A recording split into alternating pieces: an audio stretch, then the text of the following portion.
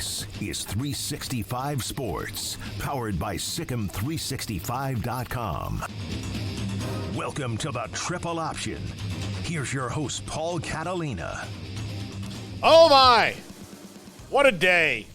It's glorious out here. Garrett almost went and adopted a turtle a second ago. There's one in the street, Pierre. It's just calling me. Yeah, no. My wife won't let me have a turtle. They are gross, so. According to who? Come on. Turtles are fantastic. Yeah. They're fantastic creatures. They mutate. They get really big. They start doing karate. They're awesome. I know. I don't know why she doesn't see this. Yeah, I don't understand either. Yeah, no. I'm assuming you were a fan of Friends, right, Pierre? I watched like the first handful of seasons, and then I kind of tailed off probably the last 4 seasons or so. Oh, well, Pierre, I'm disappointed in you as a child of the 90s. But there was an episode in the last season. Monica and Chandler were buying a house in the suburbs because they were going to adopt these twins, and they couldn't stay in the apartment. It was the setup for the end, right? Right. And so they brought Joey out, and then they tell him, like, hey, we're going to give you a Joey room.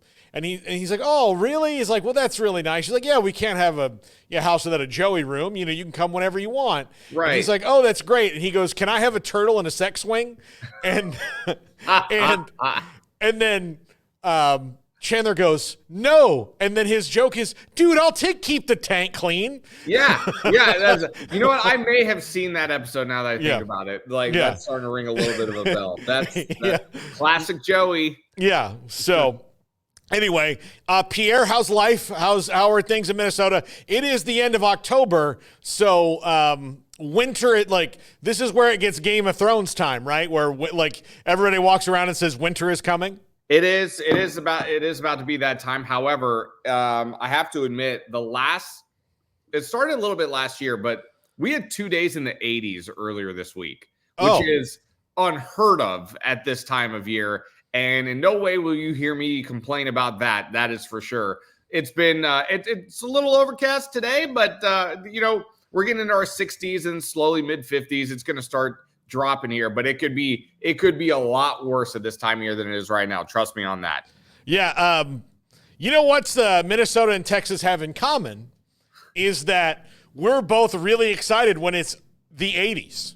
Oh yeah. We're excited right now that it's only in the 80s. Yeah. Although we were like, could we just here, let's negotiate. I understand that it's hot all the time now. But can we just get the 70s? If we got the 70s, we wouldn't argue. We'll be fine with it. Here's my problem with the deal that was cut with Early Man and God. Yeah. They left really no room for us to negotiate. There's no look in on the contract. Okay. I just think that there should be a look in every millennia. And right now it's 2024. I feel like we should get a look in. Yeah, I feel that's fair. Somebody turned to me the other day because we were talking about how unseasonably warm it was for this time of year, and they said, "Oh, I think this is the new normal for around here." And I said, "Well, you say that like it's a bad thing. Why? What? Haven't we suffered enough? What is the problem with getting 2 days in the 80s in October? I know everybody's going to talk about." The frost, all the winter activities everybody likes to do up here, and they're going to be talking about the frost and all this and crap. And I don't care. It's too cold. It's too cold. Yeah. For the love of God, you can give me 280s in October, please. That'd be fine. Yeah, I think it's those are open for negotiations. We've ratcheted too much up on the hurricanes. We need to move that back. But there are things that we can give. Again, there should be some give and take here. Yes, I agree. I feel like there's been 4 times it's burning, Garden of Eden, burning bush, then a couple more times after that, and then we haven't really gone back to the table. And I think there should be some things that, and then he could also clear up some things for us that we're all very confused about. I think it's time for just a, not like a mafia sit down or anything like that, but just a contractual redo on some things. Yeah, I think that's only fair. I mean, every league has its own collective bargaining process. There we go. Collective bargaining. Yeah, why I don't understand why we wouldn't have that a similar format in real life in terms of these things that we've, I think everything can be renegotiated at a certain point. Yeah, does it not? I mean, that seems reasonable. Yeah, I'm very big on. I don't understand our hair loss and growth patterns as we age. I think it's not fair. That probably would be item number one on many's lists, to be honest with you. Here's the thing. I have been woken up out of the night by a nose hair that I then have to go trim. And because nose hair comes in several different forms, I've had to buy 2 different types of nose hair trimmers to make sure that I can get it. 2 different times. They're 2 different kinds. Oh, man. Yeah. There's the one that spins and there's one that's flat. Yeah, I own the one that's flat. I have one of those. Yes, yeah. I'm familiar. Yeah, that one kind of can do ears too a little bit better. Yeah, yeah. But how can I go through the first, let's say, 35 years of my life and this not be relevant to my health or necessary? Then all of a sudden, like at 35, it's just like they start popping up and they're there. And then my hair on my head gets thinner and I want that hair. I don't need anything from here down necessarily. I don't live in the woods. Yeah, correct. So I would like to renegotiate that we don't have to take baldness off the table if that's an important thing to you. Yeah. But I would like to reverse it. I would like it to start at the feet and go up. That way you have more time to get on an anti-baldness regimen if it starts to happen. Like if you notice that you're all of a sudden bald, below the ankles. Right. You're like, well, I better get some Rogaine. I better start, attacking this before it's too late.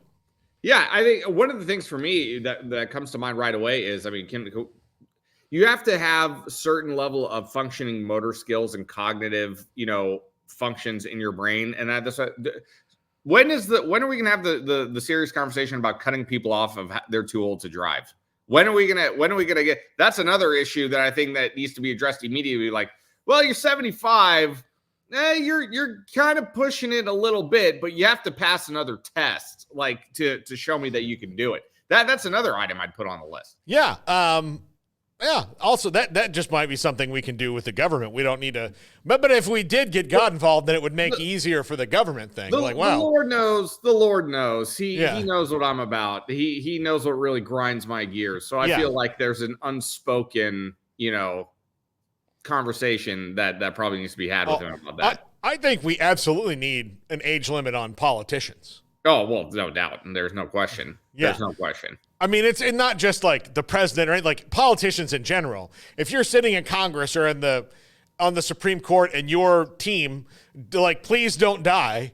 Like, well, sometimes it's time to, and you're like, oh, let's hold on to Senator Robert Byrd forever. And, poor Ruth Bader Ginsburg had to like crawl into the Supreme Court at 90 pounds.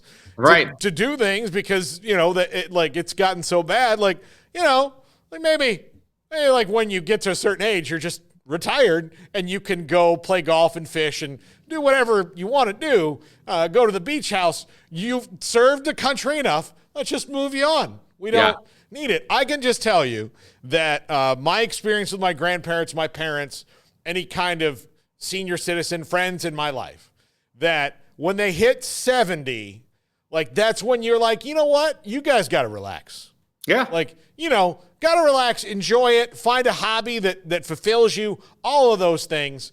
But, do I really want a 70-year-old who's done so much for us already in their life having the nuclear codes? I don't. No. I don't. Not a good idea. No. Not a good idea. No, I just don't. Like, I think that look, there are people that are too young to be president. You're too old. We need a nice middle ground. Yes. Like, I don't want a 28-year-old being president. No.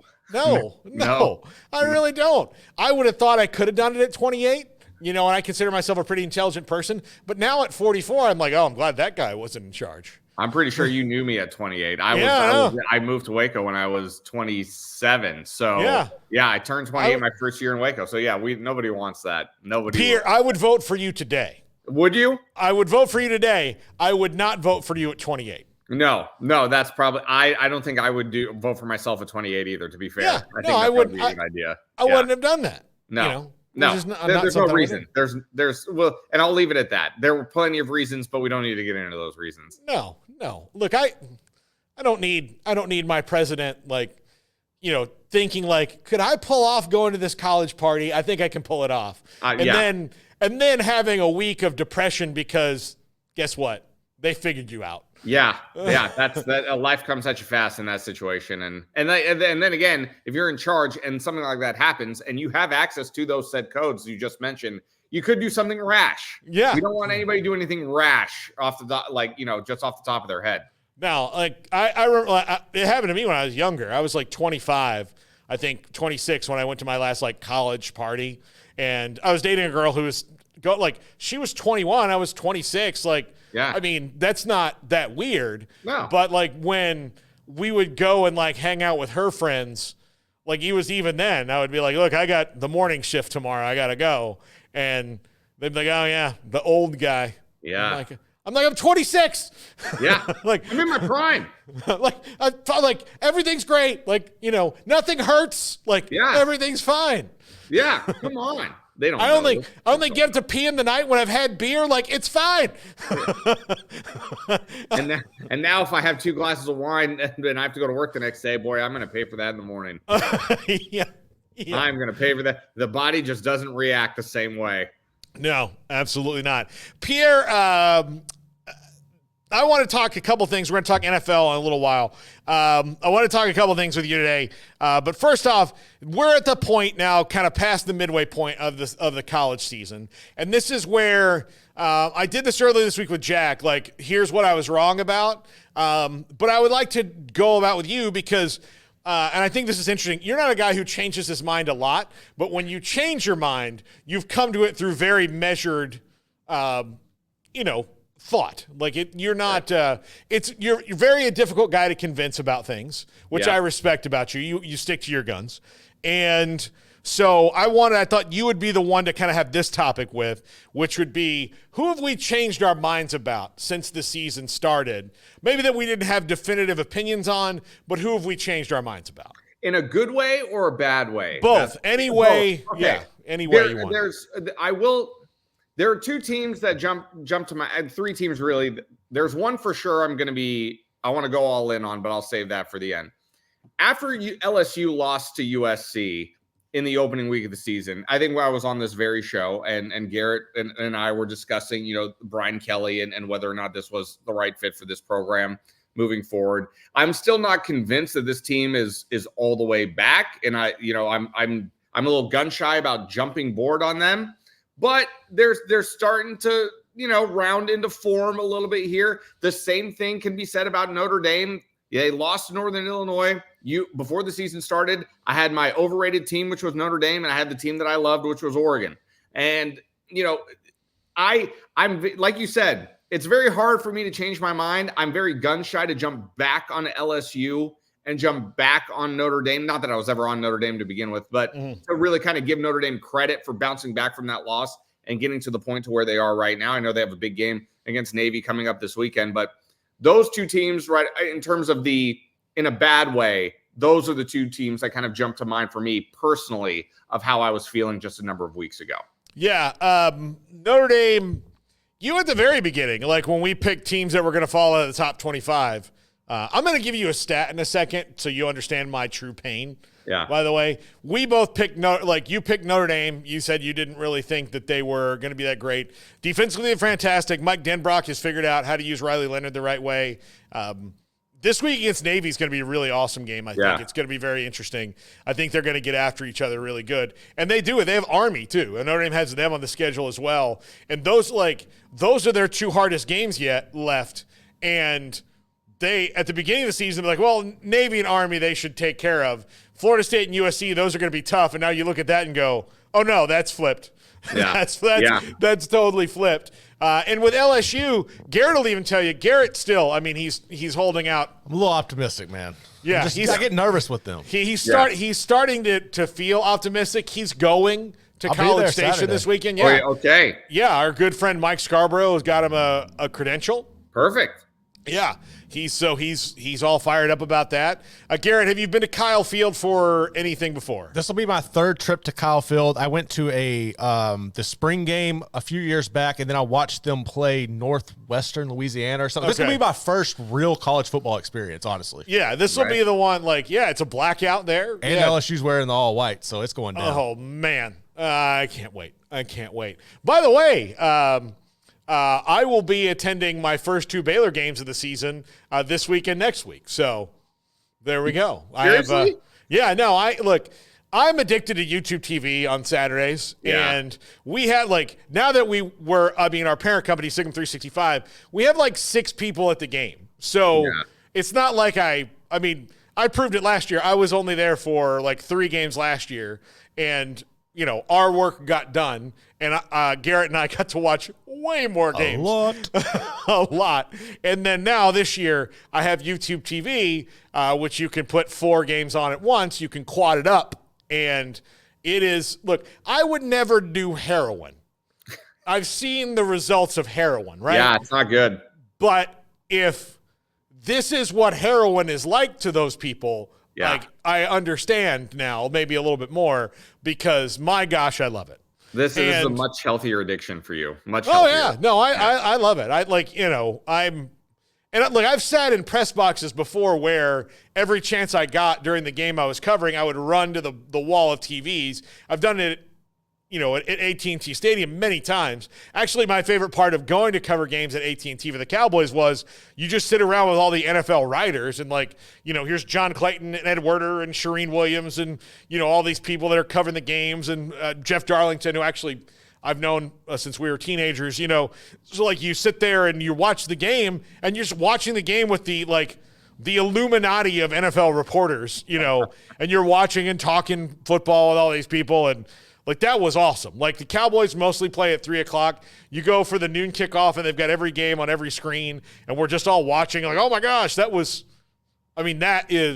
football watching right there. Yeah. You know exactly what I'm talking about, right? Yeah. Oh, absolutely.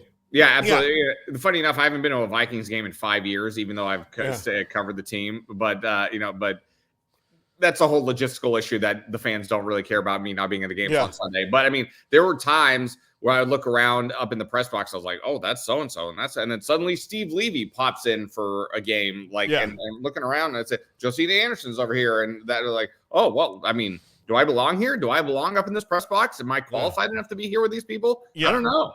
Yeah, no, we're hello, Ed Werder, may I sit here? I'm yeah, sure, come on down. yeah, it is you have that. That's also weekly imposter syndrome that I had every single time. Yeah, every single time. I'm here to tell you though, buddy, you belong. You belong. Thank you. You belong up there, up there at the top where the air is crisp. That's where you belong. Thank you. Yeah. Thank you. So do you. Yeah, I try. But yeah, no, it's so I don't go. And actually, here's the thing: the next 2 weeks, I actually won't be, and I'll make a trip up there.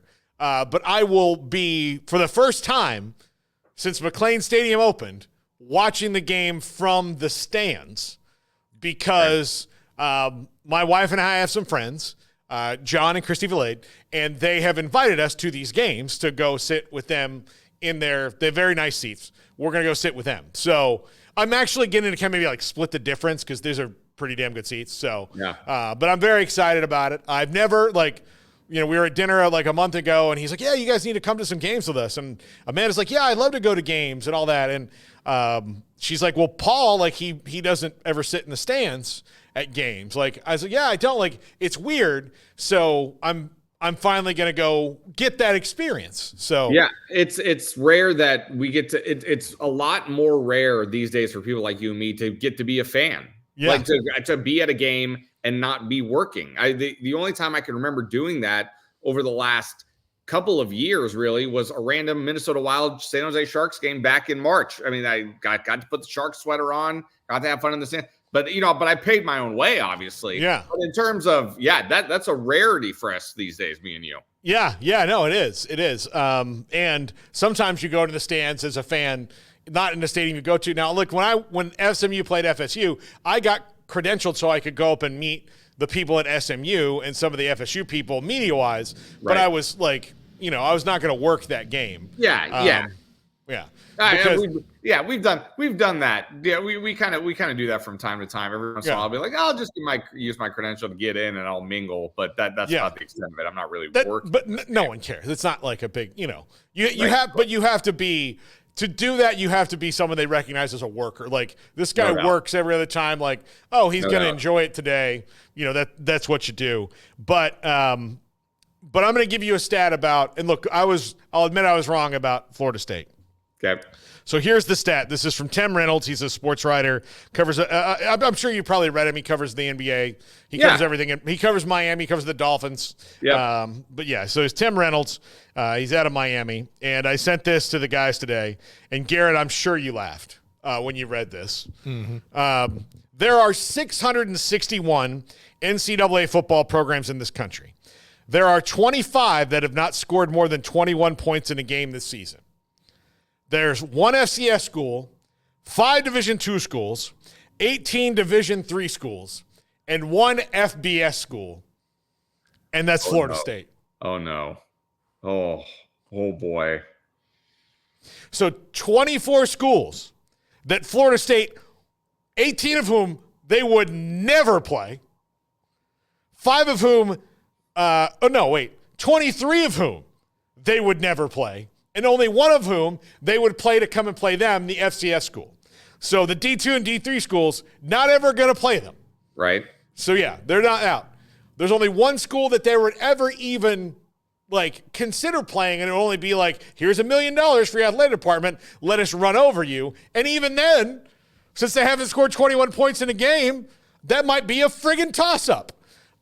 So 21 points in a game, I did the math earlier. So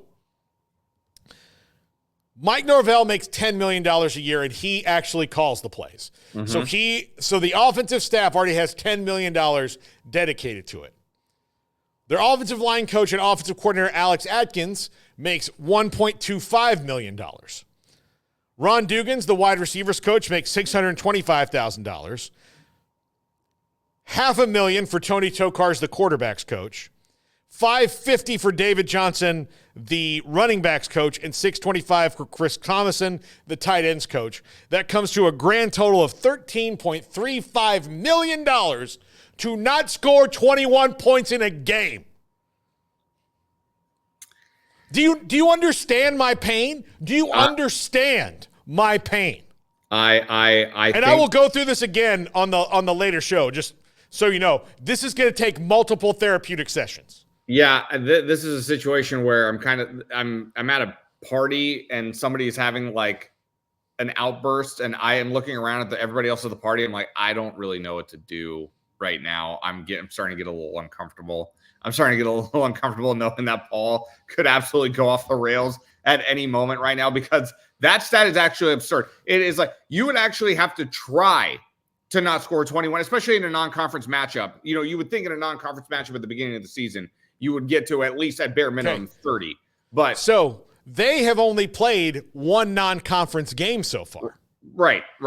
And that's Memphis, who, again, that's a good team. So yeah, sure. Yeah. They've had it but it's almost impossible for something like that to happen, especially for a program like that. But yeah, man, that's woo-wee. That's a tough one. But thank you for bringing that to my attention, because I did not know that stat actually going into today. You mentioned the party metaphor. I'll tell you, this is what happened. I'm the guy at the party who walked into the bathroom and my girlfriend was making out with another dude. Right. That's what I just found out. That's the same kind of emotion. Mm-hmm. Or I felt or I was just talking to you, and then you mentioned oh yeah, I saw Tina out the other day. And I'm like, what? What do you mean the other day? She was in Denver. And you're like, no. Monday, I saw her out. I said hello. She didn't tell you I saw her? And you're like, wait a minute, what? She told me she was in Denver. Dude, over $13 million for that staff? Yeah. That all of them got raises last year. Well, I mean, but here's the thing. he had the opportunity because their contracts were up to say, hey, we're 13-0. You guys go get your other jobs. Like, let somebody else spend the money on you and let me bring in like some other coaches who may be more established and want to ride this train. He didn't do it. So, given the way the season ended last year for them, though, I think when you headed into this season, I don't think anybody would have fought you on that, or fought the decision to give those guys races with the way the season ended last year. I don't know if anyone could have foreseen what has transpired this season with Florida State. I certainly did not. It is honestly the most baffling story in college football this year to me. It really, out of all the teams that have done well, surprises, disappointments, Florida State's fall from grace is, in my opinion, the most shocking story of college football this season, in my opinion. Yeah. Like, if they weren't going to be as good, that's one thing, Right. And now to go on teams I've also changed my mind about, I've changed my mind quite a bit about a lot of teams in the SEC. Mm-hmm. Ole Miss is one I've changed my mind about. I thought they were going to be loaded for bear, and losing to LSU is one thing. Losing to Kentucky, a team that also struggles to score 21 most weeks. They don't have a great offense. Liam Cohen is now with the Bucks and doing a pretty dang good job with Baker Mayfield there, in spite of the fact they lost the other night, I know. But like, if you look around the SEC, I'm not impressed with – I haven't been impressed with Missouri yet. I have been impressed with Texas. Tennessee's offense is wonky. Carson Beck is not as good as advertised. LSU and A&M are actually better than I thought they would be, and they play this weekend, obviously. Alabama's worse than I thought they would be. I thought they'd be able to maybe maintain a little bit. I thought this was coming next year because, Milroe's so good and all these other things, but they have other problems, particularly their defense. But I don't think I was wrong about Florida, but their schedule, at least to this point, has actually worked out a little better for them, where they've won some of the games I thought they would lose. Although I think the hammer's coming in the next few weeks. They got to go to Texas, and all that. But Billy Napier's kept his head above water. But of all those teams, Ole Miss is the one I think I'm most disappointed in, because this was the if not now when year, for that. And if you look at right now, they're 5-2, which is not bad. They scored 290 points. They've given up 74. But if you look at the most critical games, that's when they've given up most of those points. And most of those, big blowouts for their defense were in the early part of the year, where their non-conference schedule was very weak. They played Furman, Middle Tennessee, Wake Forest, and Georgia Southern before they got going, and gave up a grand total of 22 points in that. And then since then, the 27-3 against South Carolina, that was a nice win, but losing 20-17 to Kentucky and then losing at LSU, they just haven't looked like they're a playoff team to me. Yeah, and they were certainly on my consideration, in terms of the list that we're talking about here, and I don't think you're wrong in your assessment of them at all. The other team for me that I was holding off on, and this was a team you and I discussed this last week when we were talking about this team. Indiana has gone from that's cute. That's a cute little team over there. Isn't that a cool story? So now you have my attention, because last week, even though I didn't come out and say that I thought Nebraska would win the game, I kind of felt like Nebraska would come out and win the game against Indiana. And not only, Paul, did Nebraska not win the game, they got boat raced off the field by Curtis Rourke in this offense. This team, I know game day is going down there this weekend, and when you look at the schedule the rest of the way for them, the only team that really kind of scares you is Ohio State, and Michigan is on the schedule for them the rest of the way. And I'm thinking to myself, why wouldn't Indiana be capable of beating Michigan at this point? Why wouldn't they? So Indiana has gone from a cute story to me, to I think that it's about time we really start taking this team seriously, for sure. They're blowing everybody out, man. Yeah. And that was the thing for me at the beginning of the season. I didn't take them seriously, because when you look at their non-conference too, to begin the season, their first 3 games was an absolute cupcake schedule. So that played a huge role into me thinking, well, okay, we'll see how things go once you get into the meat of the schedule. but they have been consistent in the way that they have just rolled past teams week in and week out. Yeah, absolutely. Absolutely. And again, I've changed my opinion about Army and Navy both, just because they're like throwing the ball a little bit more, and they're like their offensive defensive lines are really good. And I would be so terrified if it does come out that one of those teams winds up as the highest ranked G5 team, which I still think might be a little bit hard for them. But the thing is that they have to play each other, and they might have to play each other twice, in a row, which if that's the case, then that's going to be bananas. Yes. But they do have to play each other, and then they'd be in the playoff. Now you'd have maybe a little bit more time, but they would be the 12th seed. If I was the 5th seed, I'd be like, of all the people, So, and here's the other thing that's crazy about that, and then we'll move on to the next topic after the break. But here's what's crazy.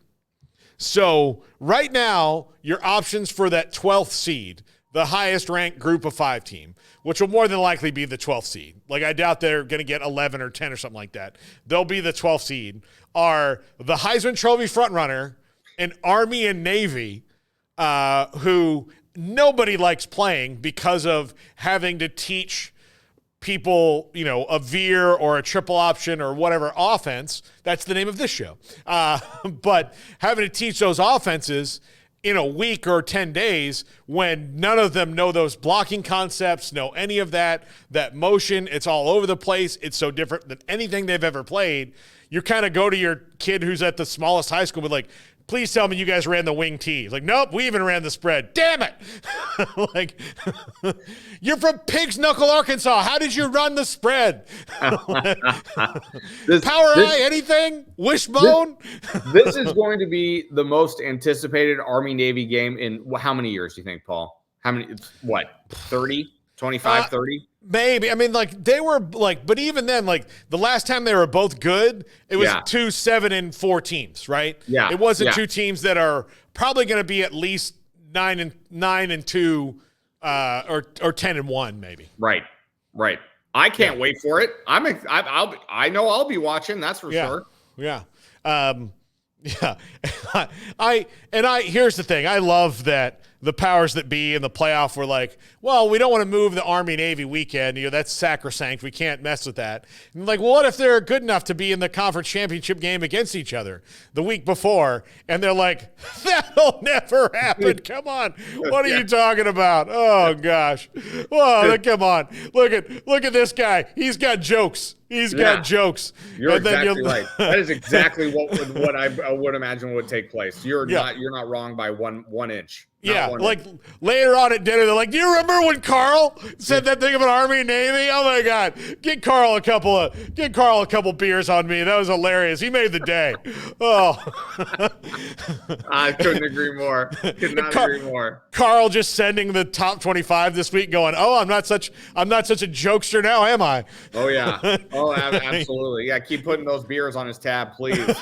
Yeah, absolutely. When we come back, the NFL trade line deadline is coming up. Pierre does a weekly Vikings show, which I had actually never watched until this last week. Pierre and I picked it up on YouTube and watched. Did you? Yeah, I did. Yeah, you've got a cool, like, it's a very similar to me and Craig and Smokey thing where you've got like a young, guy and then like a crusty old veteran. That's exactly what we have. We normally have 3 people on the show. Yeah. But all season long, we've been kind of working with 2. So, but yeah, it's a fun show. Vikings Now podcast for anybody wanting to know more about the Minnesota Vikings. You can find it on the Fox 9 YouTube page. I think you should also do one that like you do after the game called Vikings Later. Yeah. And then we can sell the sponsorship for both podcasts to Now and Laters. Brilliant. Absolutely brilliant. And then on the desk, you guys have purple and yellow Now and Laters. Yeah. God, I can't tell you the last time I had a Now and Later. I might go pick one up at the store next time I'm there. Neither have I, but I'm just I'm sure they're big in Minnesota. I don't know. I would have to imagine. We'll do that when that Halloween candy survey comes out. I'm sure I'll see where now and later ranks. Yeah, absolutely. When we come back, the NFL trade deadline's coming up. I can tell you the Cowboys are not going to do anything, but I can tell you some of the people they should consider trading for, and we'll talk about some of the things that have already happened and maybe would help out teams down the line, especially the contenders. This is the Triple Option on 365 Sports.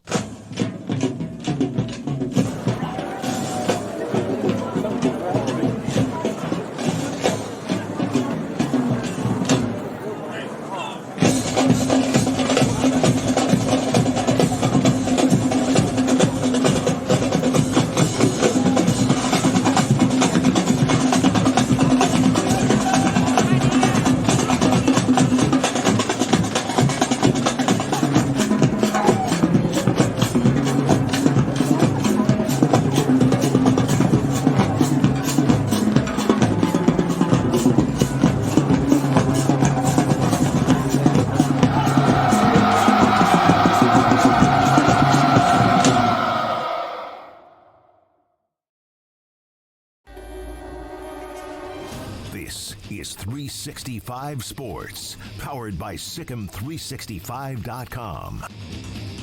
Welcome to the Triple Option. Here's your host, Paul Catalina. Welcome back, Paul Catalina and Pierre Newsham, Fox 9 Minneapolis with us. And Pierre, I know that they're happy with Sam Darnold in Minnesota, but could you see them making a trade for another quarterback in case to maybe, because they really got to like what they have going on, but J.J. McCarthy's not going to play this year, so they've already lost one quarterback. Could you see them maybe making a minor move for a quarterback? You mean like a Matt Stafford, perhaps? I would say that he would displace Sam Darnold, but yeah. That was the rumor that was floating around earlier this week and last week. But it's a good question. I don't think if it was a minor move, I don't think so, because I think they're fine with Nick Mullins as their backup quarterback. I think they're comfortable with Nick Mullins as their backup. But in terms of Sam Darnold, what he brings, it's an interesting conundrum because he's only on a 1-year deal. And with J.J. McCarthy coming off of injury, how comfortable do you really feel next season turning the keys to the car over to J.J. McCarthy without any proof really of NFL football under his belt? And to just go into the season assuming that he's going to be your starter would make me a little nervous. I'm not going to lie. So the question is like, well, do you try to find a way to extend Sam Darnold now on a short-term lucrative deal, or do you let him walk for nothing? I think the Vikings are in a little bit of a conundrum with that right now, Paul. There's no doubt about it, because I would have to think if a guy like Matt Stafford was on the table, there's no question it's an upgrade to the position. I think it wowould vault you into another category by getting Matthew Stafford and supplanting Sam Darnold, even though Sam Darnold has played well this year. But I think the jury for me, my group of 12 is still out on Sam Darnold. We're only halfway through the season, and he's played well. I'll give him credit, but I'm waiting for the other shoe to drop. If it doesn't, great. I'm happy to be proven wrong, but I think that's something the Vikings should at least kick the tires on, just to see what's out there. Yeah, I'm not sure. Like, the Rams appear to be sellers. Like, they might, trade Cooper Kupp and all that. And you gotta strike while the iron's hot. Like, it wouldn't surprise me at all to see like Darnold just straight up go to the Rams. Yeah. Just so they can have him for the year, and then Stafford be part of that with some draft pick kickers. Same offense. I mean, it's the same. It's essentially the same offense going from Minnesota to LA and vice versa, with Kevin O'Connell and Sean McVay being part of the same tree. So, and yeah, if that were to be the case, if Matthew Stafford were to be the guy, I would have to imagine Sam Darnold is going back in that trade. But the problem for Minnesota is, in terms of draft capital, they are very, very limited. If you look ahead to next year, they only have 1 first-round pick and 2 fifth-round picks. That's it. They've only got 3 total picks in the upcoming draft, so they don't have a lot of draft capital in terms to use as part of ammunition in any type of trade this year. Yeah, and I also I don't expect that, like, things are going well, so I doubt they upset the apple cart. Like, that's how I feel as well. How I feel as well. And in all likelihood, in terms of the quarterback specifically, I don't anticipate anything happening with Minnesota. Yeah, like unless they can, I mean, they've got wide receivers. They got TJ Hawkinson will be coming back. Mundy has played really well, so I mean, like the running backs are working out for them. Like they don't need to do anything there. Defense is good. So like, what are you like, if you could maybe, add a player on defense, I would see maybe that happening. I'm glad you brought that up because I have that actually in mind as we continue to go along. You asked me what trades would I like, and I have a couple in mind for sure. All right, go ahead. Well, the one that not just the Vikings, but because let's be honest, I mean, even though the people down in Miami don't believe their season is over, let me tell you, Paul, their season is finished. The Miami Dolphins are finished for the 2024 season. It is over. It's over. I don't care that Tua is coming back. This team is not going to make the playoffs. At best, this team might finish 9-8 and probably be on the outside looking in. The season is over. So, in my opinion, because the season is over for the Miami Dolphins, if I'm the Ravens, especially the Ravens, but if I'm the Ravens, if I'm the Vikings, if I'm maybe Tampa Bay, I would pick up the phone and call Chris Greer and say, "Are you willing to give us Jalen Ramsey? And for what? What is the price on Jalen Ramsey?" Because I think that would be a big get for not just Minnesota, but for Baltimore as well, who has struggled to defend the pass this year. But Minnesota, I think they've got they got the veteran corners on the 1-year deals, not Byron Murphy, but the Shaq Griffin, Stephon Gilmore. Why not bring in a guy like Jalen Ramsey, who's having a phenomenal season for them right now? Again, the guy is as advertised. So that's a name I would call about. I don't think the Dolphins would do it, but that's a name I would call. Yeah, I don't think they'll do it either. I think he loves being there. I don't think it matters if he wins a Super Bowl at this point. I think he loves being in Miami. I don't know if he was a Miami guy. Is he from Miami? Is he from that area? I don't remember. I don't think he's from Miami. I mean, obviously you and I both recall his days at Florida State, but I don't think he's originally a Miami high school. I'll tell you where he's from. I don't think so. He's from Tennessee. He's from Tennessee. Yeah. He's from Smyrna, Tennessee. He's from Nashville. So, no, I think he pretty much loves living there. I think it fits his vibe. So, yeah. I know how he feels. It's my vibe just nice as well. Yeah. Okay, what's your other one? Well, there's another quick one that I want to get out of the way real quick. And this is another one. The Raiders will not trade Max Crosby. I think the Raiders would be insane to trade him. He's also said he doesn't want to go anywhere. Right. But the obvious thing for me that no longer seems to exist with Aiden Hutchinson out of the picture here for the Lions for the rest of the year, Max Crosby and Hassan Reddick were two names that would seem to, maybe the Lions should take a look at both of these guys. Reddick's got the new deal. Max Crosby, why on earth would you trade Max Crosby? That feels like that's out of the picture. Yeah. For me, the number one options for me, you said his name a moment ago, Cooper Kupp, Deontay Johnson, and up until last week, I would have also said, dear God, get George Pickens out of Pittsburgh, please, for the love of God. He's being wasted out there in Pittsburgh, but maybe they've got a nice repertoire starting to build now that Russell Wilson is a starter. I would say that Deontay Johnson, they already traded away from Pittsburgh, so he's not going back there. No, but the team that I'm targeting for those three guys, I think Jaden Daniels needs another weapon outside of Terry McLaurin. I mean, when you look at the depth, especially a wide receiver for Washington, I think, like you said, strike while the iron's hot. The Commanders are in a position right now to try to win this division and perhaps do some damage in the postseason if Jaden Daniels is healthy. And I think they're going to need another wide receiver to do it. And why not target a guy like Cooper Kupp or Deontay Johnson? I mean, both of those teams, the Rams and the Panthers, their season are swirling around the toilet bowl right now. There's no reason to hang on to these guys if you don't have to. So another wide receiver target for Jaden Daniels would be my number one thing in terms of what I would like to see in terms of a trade happen in the NFL. Yeah. I think Cooper Kupp to the Commanders makes a ton of sense. Yep. I think he'd do really well in Cliff Kingsbury's offense. I think that Deontay Johnson Cooper Kupp makes a lot of sense to the Steelers to me too, although that offense is a lot different. They need something else there in that part of it. You know, if I were them also, I would go hunting on the like lower end of the, okay, who are rookies that just don't fit where they are? Like not rookies, but like guys 2-3 years just don't fit where they are. Let's see what they can do. I don't know. Like, I don't think anybody knows how severely Traylon Burks is hurt in Tennessee, but he's someone who needs to be in a different offense. And maybe since Arthur Smith was the offensive coordinator, I think he was. No, he wasn't. But they could, like, that maybe works. Like, just take a flyer on that. And, you know, we'll see. I don't know. I think people need to look at because the Jaguars are probably going to be at least sellers a little bit. Christian Kirk is a guy that would help a lot of teams. Yeah, a lot of totally teams. Agree. Yeah, a lot of teams. He would be one I think would be also very good for the Commanders to go out and get. And then Travis Etienne, who appears to have been kind of supplanted there, and get him to a team where he could help. I think that would be a great pickup for the Cowboys. But, you know, they've got this plan to try to roll over their cap savings because of this dead money and all of that, and they just don't do these things. They just don't.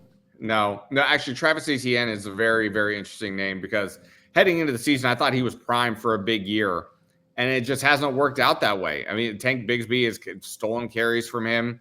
I think he's a guy that probably could benefit from a new environment. I think I would agree with you there. Whether it's Dallas, whether it's, you know, I'm trying to think of another team that could use another running back that's in the picture right now. I don't know. You know, part of me thinks that if Arizona is a fascinating team because they're with the way the division is right now, they've got talent, and I don't know. They're a team that I think could go either way. I mean, would they be buyers for, you know, another running back to get James Conner a little bit of a break? Perhaps. I don't know if Travis Etienne is that guy for them, but you know, Arizona might be another team that has talent that I'm looking at. In terms of if they win in Miami and go to 4-4, and suddenly they're like, you know, we have a shot at this thing. Yeah, I think they should. The teams should look at the Chiefs and go, you know what? Every year the Chiefs make a move to help Patrick Mahomes, and we should probably do that because they're making moves and they don't like. It doesn't matter who they bring in. They went and got DeAndre Hopkins, and I know that he's, you know, on the way down. He's still very effective, but you're going to put him in an offense with the best quarterback in the league who's had all his Rasheed Rice is hurt, and Juju Smith-Schuster's hurt. All these guys are hurt. Hopkins going in there, my gosh, like it's going to work. It's going to work there because that's what he does. He just makes it work. This is a dude who won the Super Bowl without like Tyreek Hill, who's one of the best in the league. They traded him. They won 2 without him. Yeah. I mean, what is going on? Well, it's funny, too, because Patrick Mahomes is playing very mediocre football right now this season. And got more interceptions than touchdowns through, what are we? We're about to be at week 8. And that's kind of it's not I wouldn't say you're concerned about that because he still is Patrick Mahomes after all, and Andy Reid is still the head coach. But at the same time, it's like, well, what's not working here? I mean, 8 interceptions to 6 touchdowns for Patrick Mahomes through 7 weeks of the season. That would absolutely catch my attention and make me think to myself, well, what do we need to do here to kind of reverse those numbers? Yeah. All right, I'm going to throw one out there for you. You mentioned Deontay Johnson. Johnson to the Chargers. That gives you Johnson, Johnston, and McConkey in there. And to me, I mean, like Justin Herbert's too good not to have wide receivers like that. What a law firm. Yeah. Johnson, and McConkey. I mean, that absolutely, if that didn't sound like a law firm like I've heard of in the past before, but like you're absolutely right because the Chargers, you let Mike Williams go, you trade Keenan Allen. And Ladd McConkey was a guy that I thought coming into the season, I thought had a real chance to perhaps be in the AFC's offensive rookie of the year with the way that I thought the Chargers were going to use him.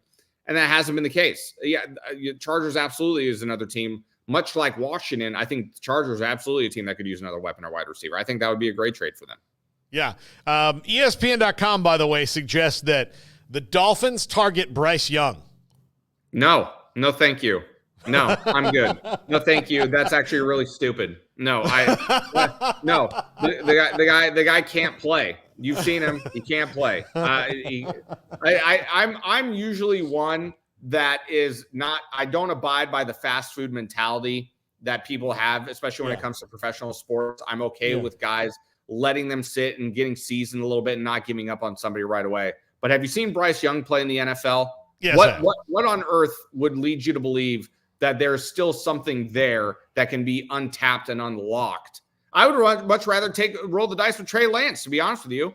I'd much rather try to take a chance with Trey Lance than Bryce Young at this point. Yeah, I wish that would get done. He's going to be a free agent in the offseason, and we'll have, for a fourth-round pick, done absolutely nothing to help the Cowboys win anything. Yeah.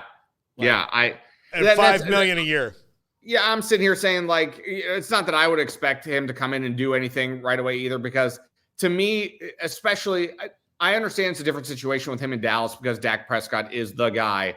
But at some point, talent has to win out, no matter the position. And if he was good enough to win out at some place, wherever it might be, he would have won out by now. And I haven't seen that yet. We haven't seen him take the football field in 2 years? Yeah. So, it's not like I'm sitting here saying that, I think if he just went to Miami or if he just went to someplace else, then all of a sudden we're unlocking Trey Lance. I don't feel that way. I would just rather roll the dice with him than with Bryce Young. All right, Pierre, before we go, last night the challenge happened. Yes. I'm curious, like, Bananas came out on top, was very mad though that he couldn't throw Torrey in the target. What do you think is going to happen here in the coming episode? Well, as the man himself says, and you hear on the show time and again, hell hath no fury like a banana scorned. And I think that's what we're going to see the rest of the way, because Tori has made herself a target for him. She got lucky with a stipulation that you can't vote in the winner from the previous challenge. So I think we're going to see chaos, and I think we're going to see a lot of harsh words being thrown around over the next couple of weeks, because right now it's the stretch drive to get to the final, and everybody's up for grabs. It's going to get ugly here in the next few weeks. All right. Also, World Series, who you got? I would prefer to see the Yankees win, because I do not care to see any team from LA have any success in any capacity whatsoever. We're ending on a bad note here, Pierre. Well, I think the Dodgers have the better team. And I think the Dodgers will ultimately win the World Series, but I would prefer to see the Yankees win the World Series. I would prefer the Yankees never win a World Series ever again. Understood. I understand you have your reasons. Look, as a Red Sox fan, like, every time they win something, a piece of me dies. Yeah. It's how I feel every time I see the Jets win a game. I understand fully how you mean. Yeah, look, and it's like, if I see, like, children playing on a playground, it doesn't bring me joy. I'm just like, listen, kids, it all gets worse from here. Right. Just wait till you start going bald. Yeah. Amen to that. Wait till a nose hair wakes you up in the middle of the night. These kids have no idea what's coming. They have no idea what's coming. Yeah, and, I will say this, even though I would prefer not to see the Dodgers win the World Series, I am very, very excited to see Shohei Ohtani be in the World Series, and this matchup that we have of real star power in the game. I think it's going to be a very compelling series. I think Fox, I can tell you right now, is thrilled to death that we have a Yankees-Dodgers World Series, because I think the ratings are going to reflect how excited everybody is. Yep. It's I'm excited. Look, I'm excited to watch it. I just, I know that there'll be pain down the stretch. So I'm it's just, I can't, like, I don't want to have to, like, walk up to a kid and say, listen, buddy. Yeah. One day the IRS is going to send you a bill after you've paid your taxes. And the cost of that bill, because of a tax error that you made because you thought you could do your taxes on your own like an idiot, is now just in the zone of it's not worth fighting it because you've got to hire a lawyer to do it. So you're just going to have to give them the money. Yeah. And then you're like, well, that's another 6 months. I'm not going to get a new car. Oh, well, yeah, you call your buddy who's a lawyer and he's like, well, if it were me, I'd have to charge you like $2,000 more than that to just do the work. And I'm like, I guess I'm paying the bill. I guess so. Before we go, while we're on the baseball topic, we might have already kind of done this a long time ago. Yeah. But I just want to make it, now that the season is over, the regular season anyway, I want to make it official, and I'm deciding to do it on this show. I declare in front of everyone worldwide, as I wear my Fox 9 polo to represent how serious I am, I have renounced my fandom rights to the Oakland Athletics. It is over. I don't care that they're going to be playing in my hometown of Sacramento, California for the next couple of years. That makes no difference to me. Absolutely not. I am done with them. The only reason why I'm not done with the league overall is because I have to work Twins games, which keeps my involvement going. But I, Pierre Nugent, renounce my fandom for the Oakland Athletics. Okay, wow. There's no chance of it coming back. No, the only chance is if everything falls through and the team remains in Oakland. That's it. Yeah, I don't think that's going to happen. But see you later. Look, I'll let you have that caveat, that look-in. We'll give you a look-in. Okay. We'll give you a look-in. Like a renegotiation with the Lord, at some point. Yeah, exactly. We talked about this. It's a good callback. But I would like our viewers to just send us like ideas for your next major league. Like make a pitch for the team that you have to pick up, knowing that LA is out. The Giants are definitely out. The Giants are. There's a chance. There's probably a good chance I'd rather be a Dodger fan than a Giants fan if it came to it. Let's just take every team in California out of this mix, with the exception of the Padres. The Padres could do it. Okay, the Padres will have my attention. It's my favorite city in the country. They have my attention. Okay, the Padres have your attention. Yeah. We've got a couple minutes, so who do we want to take out of this? We have to take out the Yankees because you can't just all of a sudden do that. Like, that's no. So we're taking the Yankees are out, the Red Sox are out, the Cardinals are out, Dodgers out, Giants are out. Mets? Which one? Mets. Yeah, let's throw the Mets out. Yeah, are the Braves out? Not necessarily. Okay. Any teams in the AL, like any other teams in the AL West? All the teams in the AL West are out. No, they're all the teams in the AL West are all out. Okay. Out. Okay. Texas is out. Yeah. Houston. No, everybody's out. Everybody is out in the AL. So yeah. Okay. Well, now we have something to work with. So you can't be like a front runner. We have to find you a team with a similar history and as the A's. My suggestion. Yes, please, Garrett. Pittsburgh Pirates. Robert Paul Skeens. On the table. Scenery. Yes. Okay. Absolutely on the table. Absolutely worthy of consideration. Is Philly out? You don't seem to be a Philly guy to me. No, Philly is out. I'm open to listening to the Cubs, but I don't want to be a front runner in that regard either. That's the only reason why. They've won World Series in 100 years. I think you're okay. Yeah. So I mean, the A's have more in recent history than they do. Yeah. Right now we're looking at, I could tell you probably off the top of my head, Pirates are, I'd be down. But the Padres are probably in the driver's seat. Okay. But I'm open. We're going to work on this throughout the offseason so that by spring training, we have a team for you to follow. Yeah. It's kind of like The Bachelor for baseball teams at this point. Yeah, absolutely. There we go. Yeah. All right. Pierre Nugent here with us on the show today. Pierre, have a great weekend. I'll talk to you next week, buddy. See you, boys.